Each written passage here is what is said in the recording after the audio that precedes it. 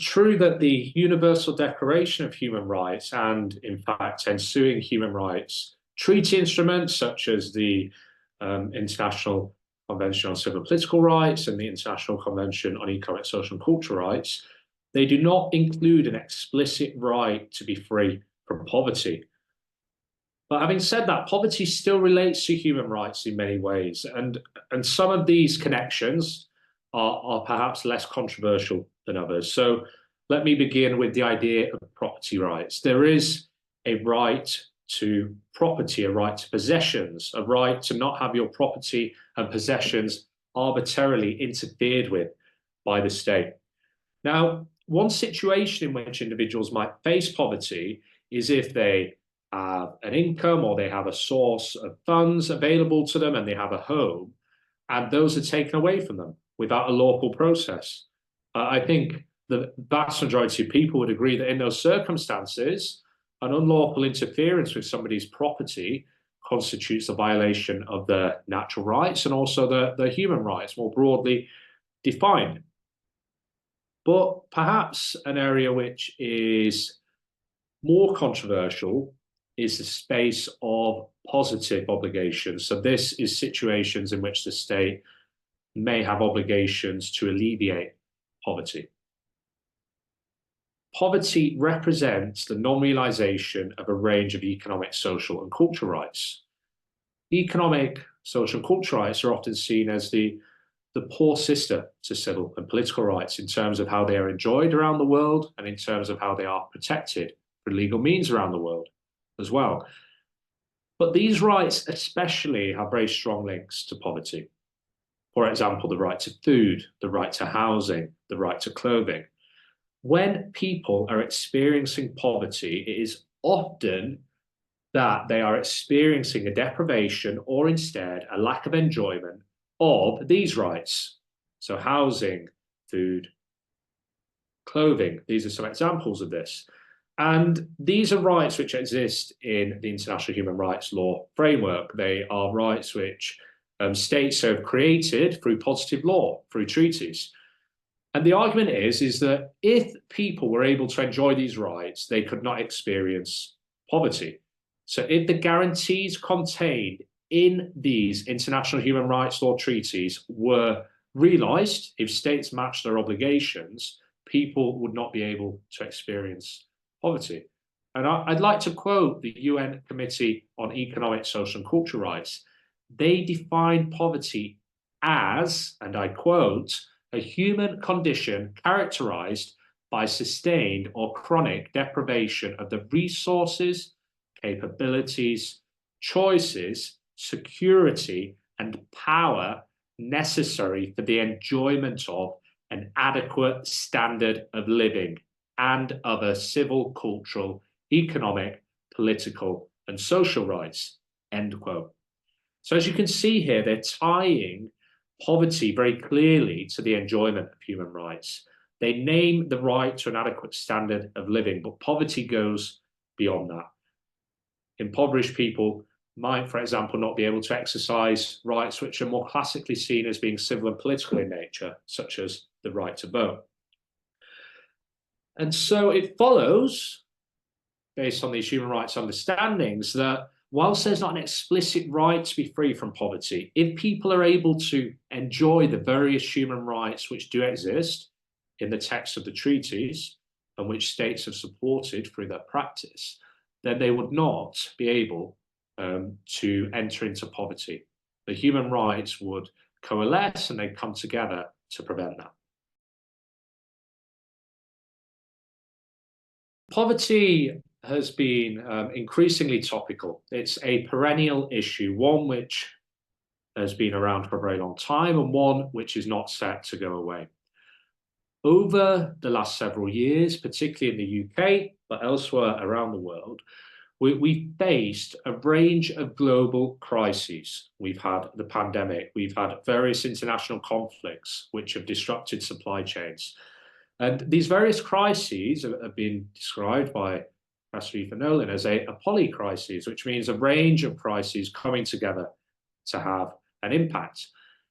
And one of the impacts of this has been to increase the cost of essential goods and services.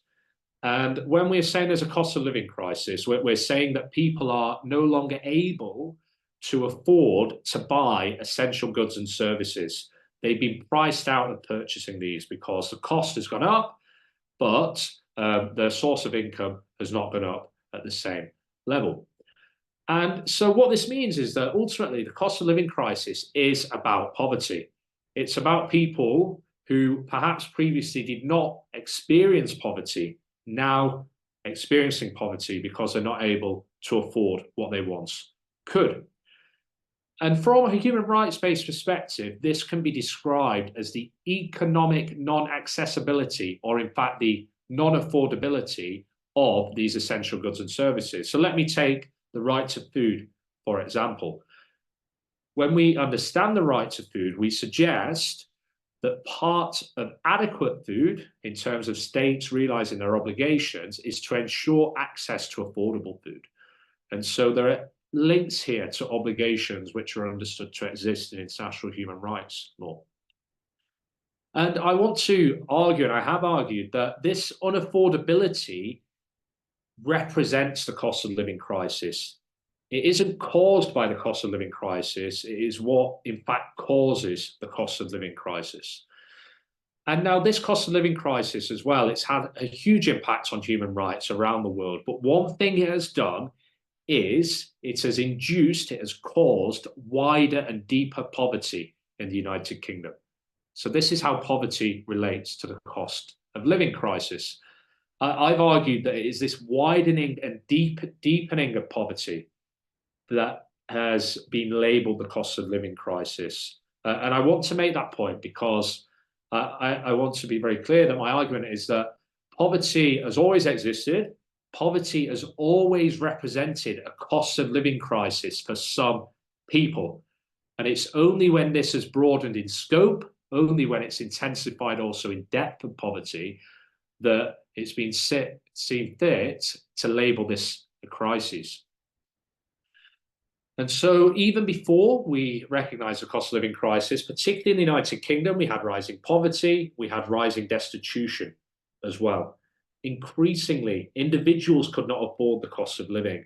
And it was only more recently that we've had a cost of living crisis identified. And the reason for this, I argue, is because we had a lot of people who are seen as being undeserving of poverty have now experienced poverty due to the impact on the supply chain caused by a range of crises and a range of factors that are structural in nature. And because these people are seen as undeserving of experiencing poverty, it's felt that there must be a response to this and that policies should tackle this. And so I argue that poverty is a structural condition which in part causes the cost of living crisis. Because let us imagine a situation in which we have various inflationary causing crises around the world, such as wars, such as crop failures, for example, and other factors. If people were not living on the verge of one, if people were not just about managing, if prices went up slightly, they wouldn't necessarily experience poverty.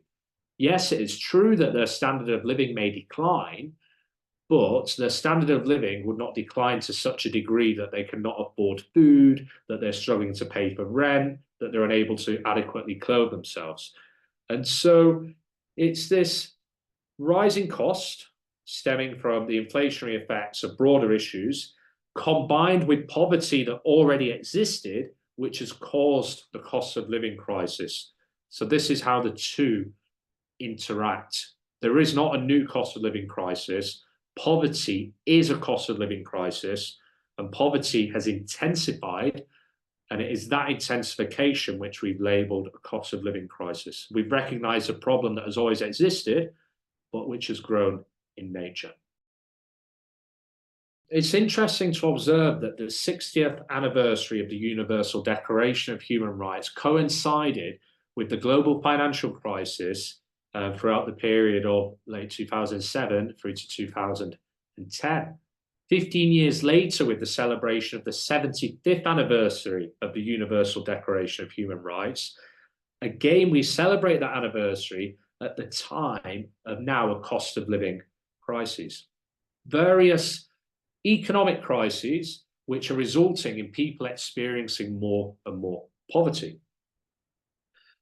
And I argue that this represents a failure to fulfill the promise of the Universal Declaration of Human Rights. And the reason for this is that the Universal Declaration of Human Rights contains both civil and political rights and also economic, social, and cultural rights. But we're neglecting, and we have neglected, economic, social, and cultural rights.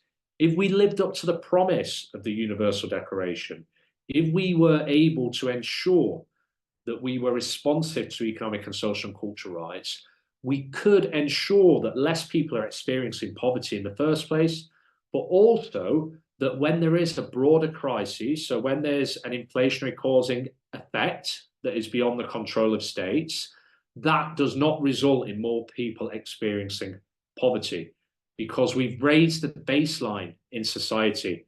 We've ensured that there's a minimum in society below which people are unable to fall.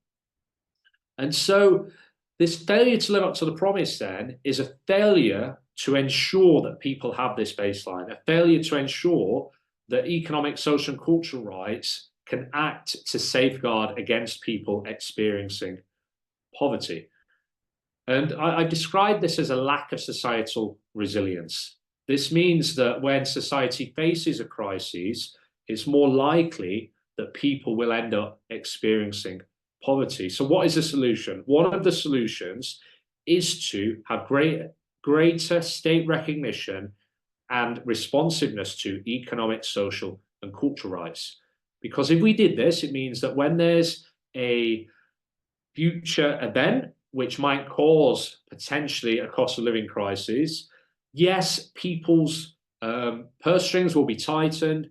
Yes, people might not be able to spend as much money on luxuries as they were doing outside of the crises, but they would be able to still afford the necessities of life.